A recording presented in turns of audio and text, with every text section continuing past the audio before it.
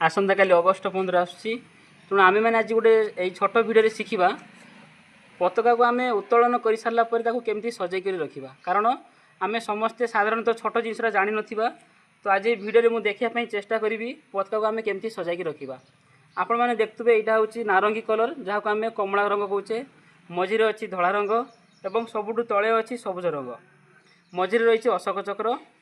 तो प्रथम आम कौन करवा प्रथम स्टेप रे आम कमला रंग को फोल्ड करवा एवं सबुज रंगटा को फोल्ड करवा बस एबे आपण मैंने देखते केमती रहा। एबे 2 नंबर स्टेप रे आम कौन करवा आपको गोटे साइड रु एमती भांग रे फोल्ड करवा जेमती अशोक चक्र केवल देखा जीवो।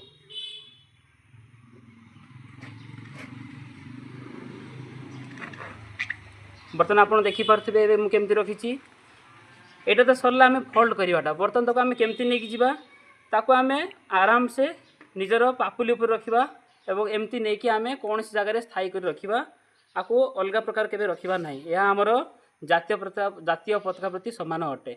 धन्यवाद।